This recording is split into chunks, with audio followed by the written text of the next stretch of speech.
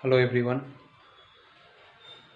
सी हम लोग आज क्लास 9th का आपको केमिस्ट्री बताने जा रहे हैं, जिसमें आपको देखने को क्या मिलेगा कि केमिस्ट्री का ये जो पोर्शन होता है ना, that is the basic of the chemistry. मैं एक्चुअली पहले एक्सप्लेन करने जा रहा हूँ केमिस्ट्री के बारे में, ये केमिस्ट्री क्या होता है। ठीक है, होपफुली आप लोग बहुत ही इंजॉय करके इसे पढ़ोगे और कोशिश ये करना कि जब भी आप किसी वीडियो को देखते हो तो पूरा देखना, क्योंकि आप इनिशियल फेज में हो और बेसिक चीज़ में आप फंडामेंटल चीज़ बताने जा रहा हूँ। ठीक है, तो देखो, अगर हम केमिस्ट्री की बात करें तो ऐसे तो हमारे 9th क्लास में साइंस के नाम से चलता है, बट अगर हम बात करें तो दैट इज ए केमिस्ट्री हमारा पोर्शन सीबीएसई के अंदर डिवाइड हो जाता है और काफ़ी एडवांस वे में हम इसे बताएंगे। ठीक है, क्योंकि ये foundation of not for the CBSE examination, even for the 11th class also ये फाउंडेशन रहेगा। ठीक है, तो देखो हम लोग स्टार्ट करते हैं। What is chemistry? Actually chemistry कहेंगे किसको? कहता है chemistry is the branch of experimental science. Science कैसे science? That is experimental science, है ना। अगर हम कहें कि केमिस्ट्री किसको कहते हैं तो it's a branch of experimental science, जहाँ एक्सपेरिमेंट्स होते हैं। कैसा एक्सपेरिमेंट? कहता है कि द प्रॉपर्टीज ऑफ मैटर, है ना, मैटर का प्रॉपर्टीज जानने के लिए, है ना। अब कहता है कि डील्स विद द किसका? तो प्रॉपर्टीज जानना है किसका? मैटर का। मैटर का क्या जानना है आपको? प्रॉपर्टीज।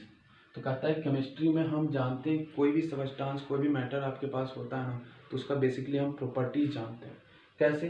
तो उसके कंपोजिशन से, मतलब कौन कितने रेशियो में एक दूसरे से मिलाया हुआ है ना। जैसे मान लो कि आप कंपोजिशन है हाइड्रोजन एंड ऑक्सीजन, तो आपको क्या देखना होता है? 2:1, मतलब 2 हाइड्रोजन एटम के और 1 एटम ऑक्सीजन के यहाँ मिले हुए हैं, है ना।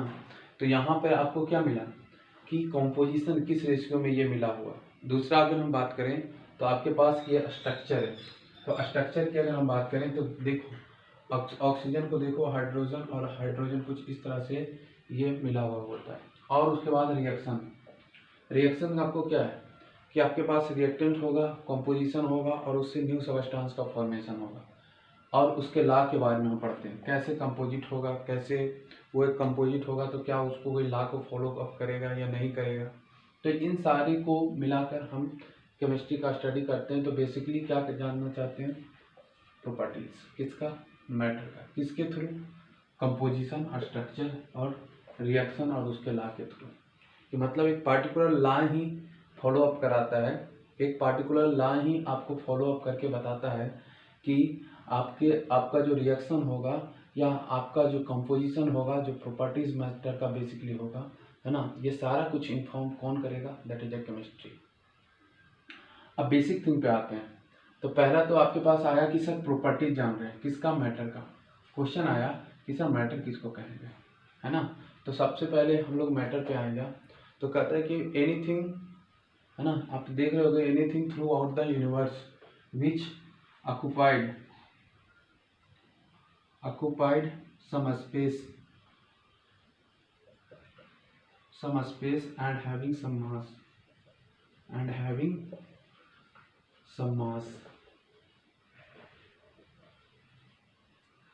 occupied some space and having some mass is called क्या? is called matter। उसको हम मैटर बोलेंगे। देखो ऑक्युपाइड सम स्पेस, दो कंडीशन है, एंड उसके पास क्या होना चाहिए? मास होना चाहिए। अगर ये दोनों कंडीशन को फॉलो अप कर लेता है तो वो मैटर कहलाएगा। ठीक है, अगर हम पहले कंडीशन की बात करें तो उसके पास स्पेस होना चाहिए, और दूसरे कंडीशन की बात करें तो उसके पास मास होना चाहिए। स्पेस इन द सेंस यहाँ पर आप वॉल्यूम भी बोल सकते हो। ठीक है, कुछ कंटेन कर रहा है, जैसे ये कुछ स्पेस कंटेन कर रहा है स्केच, आप बोलोगे इससे कर रहा है, क्या इसके पास मास है? ऑफकोर्स इसके पास मास भी है। तो स्पेस है और मास भी है, तो ऐसे में हम क्या बोलेंगे? इसे मैटर बोलेंगे। क्या ये व्हाइट बोर्ड आपको मैटर हो सकता है? क्योंकि ये स्पेस भी कंटेन कर रहा है और दूसरा आपके पास मास भी है। क्या मैटर हो सकता हूँ? तो दो बात सोचेंगे, क्या मैं स्पेस कंटेन कर रहा हूँ? क्या मास है मेरे पास? है, तो ये मैटर होगा। ये दोनों कंडीशन जहाँ फॉलो अप नहीं करेगा या दोनों में से मात्र एक करे, तब भी वो मैटर नहीं होगा। जैसे मैंने तो एग्जाम्पल मैटर का अगर देना चाहोगे तो कुछ भी लिख लो, जैसे चेयर, स्केच, है ना, पेन, बुक्स, कॉपीज, ये सारा एग्जाम्पल आपके पास है। बट मैटर नहीं है, उसको ज़्यादा इम्पोर्टेंट समझना ज़रूरी है, क्योंकि उसी से क्लियरिटी आपको मैटर का आएगा। अगर आप देखो, मैं आपसे पूछूं, बताइए आपके पास सन क्या मैटर होगा?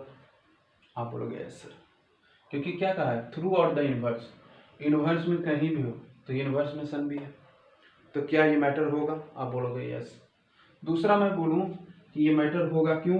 क्योंकि मैं देख रहा हूँ सर, ये स्पेस कंटेन करता है, अर्थ से काफ़ी बड़ा साइज है, और दूसरा ये मास भी कंटेन करता है, इसलिए मैटर होगा। दूसरा आपके पास मैं एग्जांपल दे रहा हूँ, बताइए इसी का पड़ोसी, दैट इज अ सनलाइट, सन से निकला हुआ लाइट, क्या ये मैटर होगा? सोचेंगे तो सोचेंगे तो पाएंगे, क्या ये स्पेस कंटेन कर रहा है? बोलेंगे नहीं। क्या इसके पास मास अपना होता है? नहीं, है ना। ऐसा समझो कि एक्चुअल में जो लाइट होता है, लाइट के पास अपना कोई मास होता नहीं है। तो अगर अगर मास नहीं होता, इन द सेंस मास वाला गया, स्पेस क्या कंटेन करता है? नहीं। अगर स्पेस और मास नहीं कंटेन कर रहा है, इसका मतलब sunlight is a not a matter. ये सन मैटर होगा, but sunlight is a not a matter. अगर और भी एग्जाम्पल की हम बात करें, तो अगर आपके पास देखो, मान लो कि फैन, एयर फैन, क्या फैन मैटर होगा? तो देखते हैं, क्या स्पेस कंटेन करता है? करता है। क्या मास उसके पास होता है? होता है। समझ रहे हो बात को? ये दोनों कंडीशन फॉलो कर रहा है तब फैन होगा। दूसरा, air coming from the fan, air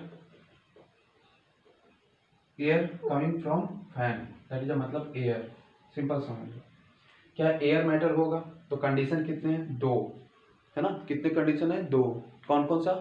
पहला बोलेंगे स्पेस और दूसरा मास। तो पहला आपके पास क्या है? स्पेस, और दूसरा क्या है? मास। क्या स्पेस एयर के पास होता है, कंटेन करता है? आप इसको ऐसे समझो, स्पेस कंटेन करता है या नहीं। मान लो कि सिंपल से आपके पास एक बैलून अवेलेबल है। क्या है? बैलून अवेलेबल है। अगर बैलून अवेलेबल है तो बैलून में आप हवा डालोगे तो बैलून क्या होगा? खुल जाएगा। इसका मतलब वो स्पेस कंटेन कर रहा है? कर रहा है सर। अब बैलून को उसको छोड़ो, तो छोड़ोगे तो क्या होगा? नीचे फॉल डाउन होगा। अब अगर फॉल डाउन हुआ, नीचे फॉल डाउन हुआ, तो क्या उसके पास मास होगा? तो मास उसके पास है, इसीलिए वो नीचे क्या हो रहा है? फॉल डाउन हो रहा है। और आपने क्या देखा कि स्पेस भी है और मास भी है, तो एयर मैटर होगा? ऑफ कोर्स होगा। समझ लो बात को? यहाँ पर सन मैटर था, यहाँ फैन भी मैटर है। यहाँ सन से जो लाइट निकला हुआ वो मैटर नहीं है, जबकि एयर से निकला, फैन से जो निकला हुआ एयर है वो मैटर होगा। क्लियर है? Hope you have understood the things. Next आपके पास आता है, कहा मैटर में क्या होता है, कंपोजिशन जो हम देखते हैं ना, वो प्योरेस्ट थिंग का देखते हैं। दैट इज आपको क्या नेक्स्ट पढ़ना है? सबस्टांस।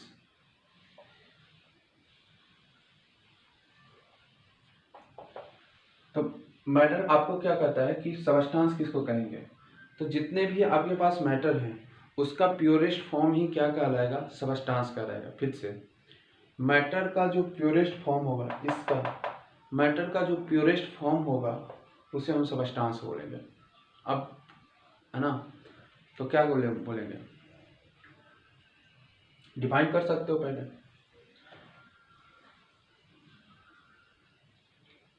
क्या लिखोगे? The purest form of matter,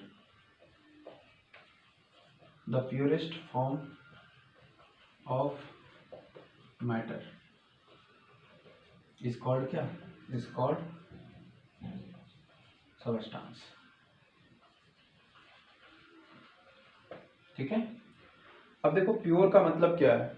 अगर जनरली मैं प्योर से बात करूं तो आपको प्योरिटी का मतलब क्या जनरल लाइफ में? जैसे मानो मैं अपने दूध वाले के पास गया, बोला मिल्क दीजिए। कैसा मिल्क दीजिए? वर्ड ऐड करते हैं, प्योर वाला दीजिए। प्योर का मतलब क्या है? उसमें जो एक्चुअल में कंपोजिशन है वही होना चाहिए, उसमें कुछ एडिशनल नहीं आप ऐड करो ताकि आपको प्योरिटी को लॉस करा दे। ठीक है। दूसरा, प्योर का मतलब, प्योर का मतलब ये हुआ कि आपके पास मैं जाऊं और एक डब्बा में बाबा रामदेव पतंजलि वाला आपके पास जाऊं और उस डब्बे में ये बताऊं क्या कि इसमें जो एक्चुअल में वाटर गंगा जल क्या प्योर है? आप बोलोगे हाँ एक्चुअल में गंगा जल से नहीं, क्या प्योर है? तो गंगा जल कहीं से भी उठाया, मान लो पटना से आपने उठाया, उस गंगा जल को आप बोतल में पैक कर दिया, तो अब अगर पैकिंग कर दिया तो पैकिंग करने के बाद आपको ये कंपोजिशन जो देखने को मिला, तो क्या ये प्योर है? तो आप बोलोगे यस सर ये गंगा जल है, तो ये प्योर होगा। मैं कहता हूँ ये साइंस इसको ना मानता है ना इसको मानता है। तो प्योर का मतलब क्या है? तो प्योर का मतलब है, जैसे मान लो कि आपके पास वाटर मैंने बोला, तो वाटर जैसे ही बोला तो मान लो गंगा जल मैंने बोला, गंगा जल, जैसे ही गंगा जल बोला तो गंगा जल में क्या था? H2O वाटर अवेलेबल था, और भी ढेर सारा सिलिकॉन का कंपोजिशन था, और भी गंदगी भी अवेलेबल था। तो गंदगी बहुत सारा अवेलेबल था इन द सेंस, क्या एक वन थिंग अवेलेबल है? बोले नहीं सर ढेर सारे का कंपोजिशन है। अगर ढेर सारे का कंपोजिशन है तो ये गंगा जल होते हुए भी प्योर नहीं रहा। ठीक है, अगर प्योर नहीं रहा तो प्योरिटी का मतलब क्या है एक्चुअल में साइंस में? तो कहा कि जैसे मान लो कि आपके पास वाटर है, अगर वाटर में आपके पास सिर्फ H2O का ही कंपोजिशन है ना, H2O का ही सिर्फ कंपोजिशन है, तो उसे हम प्योर बोलेंगे। जैसे मान लो कि आपके पास ग्लूकोज है C6H12O6, आपके पास ग्लूकोज है, तो ग्लूकोज में सिर्फ अगर ग्लूकोज रहा तो ये क्या कहलाएगा? प्योर कहलाएगा। मगर इसी ग्लूकोज, ये इसी प्योर को, ये भी प्योर है आपके पास, ये भी प्योर है। तीसरा मैं डब्बा लाता हूँ, और डब्बा लाने के बाद इसको क्या करता हूँ, इसके अंदर डाल देता हूँ। हो सकता है आपको नहीं दिख रहा हो, मैं बता हूँ कि तीसरा मैं डब्बा लाता हूँ और इस दोनों को मैं इसमें मिला देता हूँ। अगर इस दोनों को अगर मिला दूंगा तो क्या होगा सर? आपको ग्लूकोज और वाटर का एक कंपोजिशन आ जाएगा। अगर कंपोजिशन आ जाएगा तो क्या ये प्योर है? तो कहता है ये इसमें H2O भी अवेलेबल है और ग्लूकोज भी अवेलेबल है, तो ये प्योर आपको नहीं बचा। मतलब टू प्योर थिंग्स को अगर कंपोजिशन करा देते हैं तो इम्प्योर हो जाता है। और इम्प्योरिटी का मतलब सिंपल सा यही साइंस में कहता है कि अगर आपके पास जो सबस्टांस, जो मैटर है आपके पास, अगर सिंगल कंपोजिशन हो, जैसे मान लो कि H2SO4 है, सल्फ्यूरिक एसिड, अगर H2SO4 को मैंने वाटर के साथ, H2SO4 क्या है? अभी प्योर है, और ये वाटर आपके पास है, दूसरा में आपके पास वाटर है, तो वाटर ये क्या सबस्टांस कहलाएगा? कहलाएगा। ये क्या कहलाएगा? सबस्टांस कहलाएगा। कहलाएगा क्योंकि इसके कंपोजिशन क्या है? फिक्स है। मगर जैसे ही मैं तीसरा डब्बा लाता हूँ और दोनों को मिला देता हूँ तो ये सबस्टांस नहीं होगा, तब जाके ये इम्प्योर सबस्टांस हो जाएगा, मतलब सबस्टांस होगा ही। दूसरा क्वेश्चन, सिंपल सा क्वेश्चन कह रहा है कि आपके पास ये सारा कुछ तो क्लियर है अभी तक, यहाँ तक ठीक है, इसको उतार लेंगे।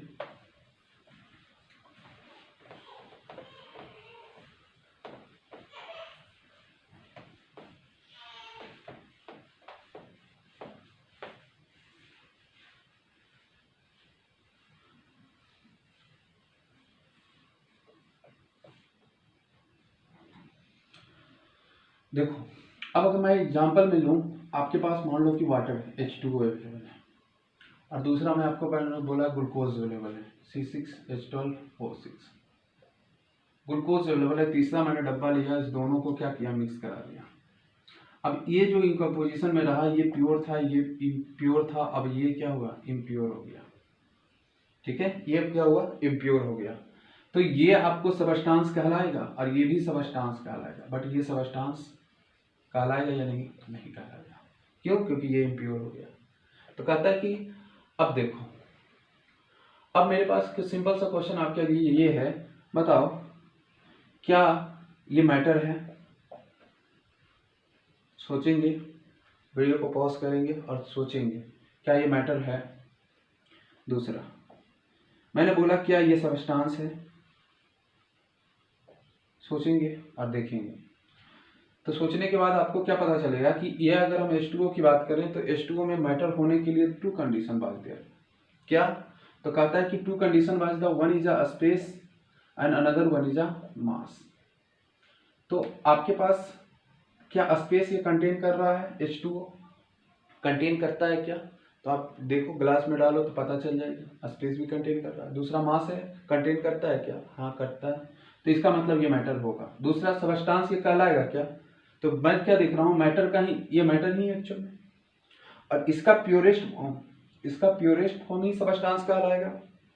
और अगर सबस्टांस कहलाएगा सिंपल इज दैट। कहता है कि सबस्टांस कैसे होगा, तो कहता है कि ये मैटर का प्योर फॉर्म है तो ये सबस्टांस भी कहलाएगा। क्या ये कहलाएगा मैटर? तो कहला हाँ कहलाएगा। क्यों? क्योंकि आपके पास ग्लूकोज आपको मास भी रहता है और आपके पास ये इसके पास मास भी है, दूसरा स्पेस भी ऑक्युपाइड करता है। तीसरा आपके पास अगर हम बात करें, ये तो मास हो गया, ठीक है, ये आपके पास क्या है, दैट इज अ मास है।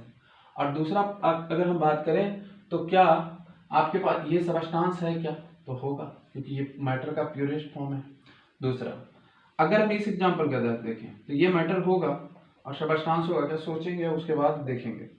तो मैटर अगर होगा या नहीं, इसके लिए स्पेस चाहिए और मास चाहिए। क्या ये दोनों मिलाने के बाद होगा, तो होगा। अगर स्पेस की बात करें तो ये भी होगा क्या, तो होगा। तो इसका मतलब ये क्या होगा, ये सॉरी सबस्टांस होगा क्या, नहीं होगा। क्यों? क्योंकि ये क्या होगा, H2O और ग्लूकोज मिलाने के बाद इम्प्योर हो गया, इसलिए सबस्टांस क्या होगा, नहीं होगा। मतलब कंपोजिशन इसका फिक्स नहीं रहा। और इसका मतलब ये हुआ कि ये मैटर तो इम्प्योर थिंग कहलाएगा मैटर, बट सबस्टांस नहीं कहलाएगा। ठीक है, जैसे मान लो घर में आपको शुगर मतलब वाटर, आपके पास एक कंपोजिशन H2O है और दूसरा आपके पास क्या है, तो C12H22O11 that is a sugar. आप क्या करते हो, तीसरे डब्बे में आपको क्या करते हैं, डाल के रखते हो। अब यहाँ पर आपको मिक्सचर हो गया, शरबत बन चुका है। अब बताओ ये सबस्टांस और मैटर होगा क्या, ये मैटर और सबस्टांस होगा क्या, होगा। ये सब मैटर और सबस्टांस होगा क्या, होगा, है ना। जबकि ये वाला अगर हम पोर्शन देखें तो ये मैटर होगा, और जबकि सबस्टांस की बात करें तो सबस्टांस नहीं होगा क्योंकि ये इम्प्योर हो चुका है। ठीक है, तो इससे हमको पता चला कि आपके पास मैटर में आपको क्या देखने को मिला। It's a good example to understand all the concept about matter and substance. ठीक है,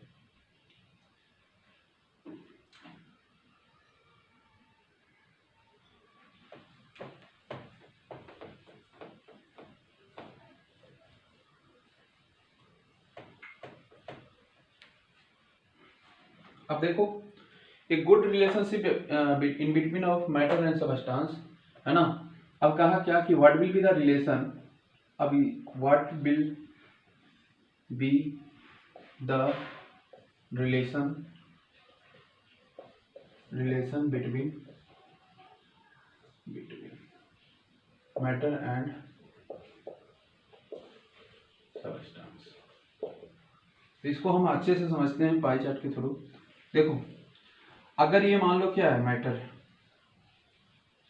तो यहीं कहीं पर कहीं सबस्टांस होगा, होगा कुछ ऐसा नहीं होगा। मतलब क्या हुआ कि आपके पास अगर ये मैटर है और ये सबस्टांस है, मतलब दुनिया में जितनी भी चीज है वो मैटर होंगे जिसके पास स्पेस और मास होगा। दूसरा सबस्टांस वही होगा जो प्योर फॉर्म में होगा। ठीक है, मतलब आपके पास मैटर क्या कौन कौन कहलाएगा, नाली का पानी भी मैटर ही कहलाएगा और बिसलेरी का पानी भी मैटर कहलाएगा। मगर नाली का पानी सबस्टांस नहीं कहलाएगा, जबकि बिसलेरी का पानी आपको सबस्टांस कहलाएगा। क्यों? क्योंकि सिंपल सा कहता है कि आपको ये प्योर फॉर्म, मैटर का ये प्योर फॉर्म है। और अगर प्योर फॉर्म है तो अगर बिसलेरी वाटर की बात करें तो बिसलेरी वाटर अगर प्योर फॉर्म है तो दैट इज क्या है, आपको सबस्टांस होगा। ठीक है, जैसे मान लो कि आपके पास शरबत मैटर कहलाएगा, मगर उसी का अगर उससे शुगर को निकाल दिया जाए तभी वो सबस्टांस कहलाएगा, शरबत पूरा नहीं कहलाएगा। ठीक है, तो ये एक रिलेशनशिप है, उससे हम लोग कुछ क्वेश्चन डील करेंगे जो बहुत ही अच्छा होगा। उसको डील करने के बाद होपफुली आपका सारा कॉन्सेप्ट क्लियर हो जाए। अब देखो ट्रू और फॉल्स का सिंपल सा क्वेश्चन है, कहता है all matter will be substance. क्या ट्रू है या फॉल्स है, आपको ये सेलेक्ट करना है। दूसरा कहा question all substance will be matter. क्या ये ट्रू है फॉल्स है, बताना है आपको। नेक्स्ट है आपके पास क्वेश्चन, हालांकि ये क्वेश्चन है तो 1 2 डाल दो, ज़्यादा बेटर है। थर्ड में आपको बोलता है ऑल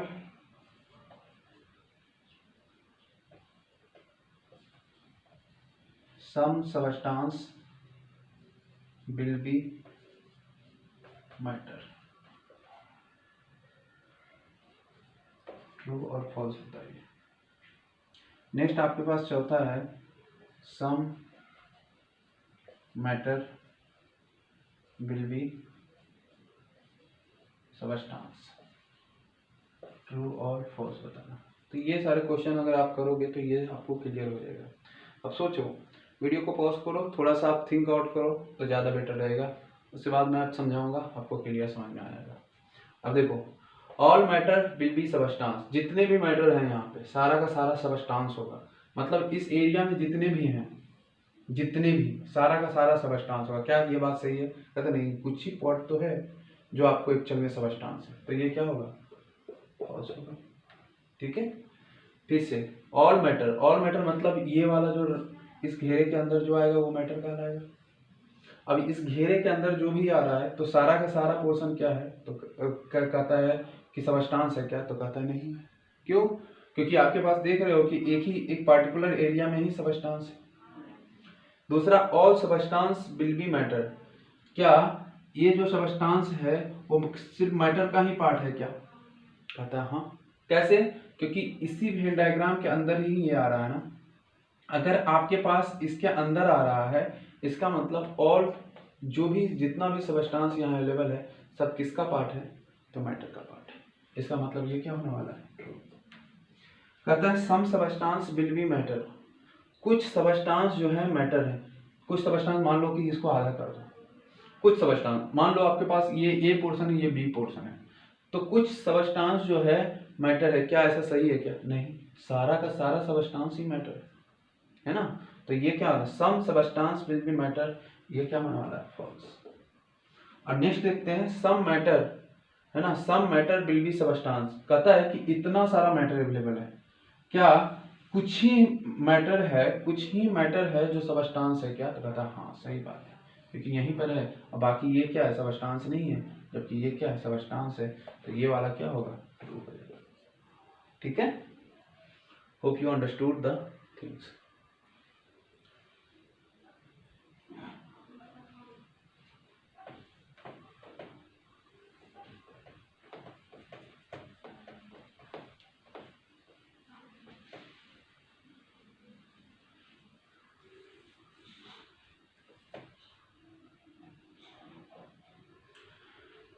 नेक्स्ट क्वेश्चन जो हम पढ़ने वाले हैं, है ना, आज वो है क्लासिफिकेशन ऑफ मैटर, है ना। हम लोग आज क्लासिफिकेशन देख लेंगे। तो हम नेक्स्ट में डालेंगे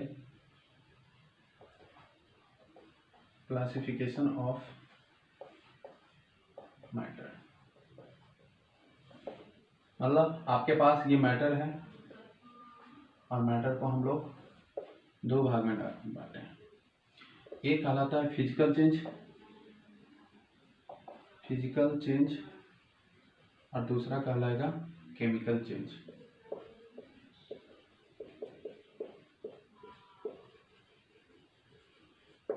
अगर हम फिजिकल चेंज की बात करें तो आपको इसका 3 पोर्शन देखने को मिलता है। ऐसे 5 है। सॉलिड बेसिकली 3 ही है, लिक्विड, और तीसरा आपके पास है गैस। उसके बाद आता है प्लाज्मा, प्लाज्मा, उसके बाद आता है last boss Einstein. Boss Einstein आपका ये लास्ट वन है ना। अगर हम बात करें इसका तो आपके पास आता है, एक आता है मिक्सचर और दूसरा आता है क्या? Substance, pure substance. ठीक है, अगर हम मिक्सचर की बात करें तो ये पोर्शन 2 भाग में बटा है। कौन सा? एक होमोजीनियस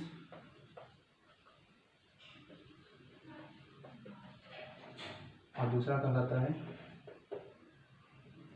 हेटेरोजीनियस। ठीक है, अगर हम प्योर सबस्टांस की बात करें तो प्योर सबस्टांस में आपको क्या देखने को मिलता है?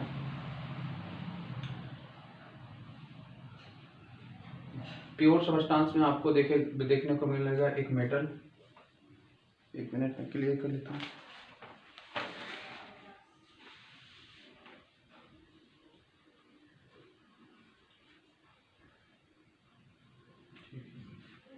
इसका आपको दो भाग में देखने को मिलेगा। एक कहलाएगा क्या, एलिमेंट, और दूसरा कहलाएगा कंपाउंड। अगर एलिमेंट को देखोगे तो इसको भी हम लोग तीन भाग में बांटे हैं। कौन सा? एलिमेंट को बांटे हैं मेटल,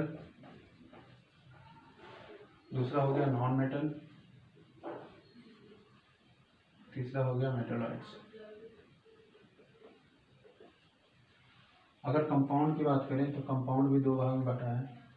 एक कहलाया क्या, ऑर्गेनिक कंपाउंड, और दूसरा इनऑर्गेनिक कंपाउंड। ऑर्गेनिक कंपाउंड और दूसरा इनऑर्गेनिक कंपाउंड। ठीक है, एक ऑर्गेनिक और तीसरा इनऑर्गेनिक कंपाउंड। तो ये आपके पास जो क्लासिफिकेशन है वो मैटर की क्लासिफिकेशन है। जो फर्स्ट चैप्टर का आपको पोर्शन हम लोग मोटे तौर पे आपको सॉलिड, लिक्विड और gas, solid, liquid, gas, plasma, boss-Einstein के बारे में पढ़ेंगे। ठीक है, तो यहाँ तक हम लोग देखेंगे फर्स्ट चैप्टर, और ये पोर्शन जो रहेगा सेकेंड चैप्टर, और कुछ पोर्शन जो है आपको थर्ड चैप्टर में भी इसी पार्ट का पढ़ना पड़ेगा। ठीक है, अगर 9th क्लास के हिसाब से देखें तो मोस्ट इम्पॉर्टेंट पार्ट आपको फर्स्ट चैप्टर होगा, जिसमें आपको हर एक चीज़ मैटर का फिजिकल चेंज के बारे में आपको देखना होगा। ठीक है, so thank you. Next class में हम लोग हो सकता है देखें। Thank you.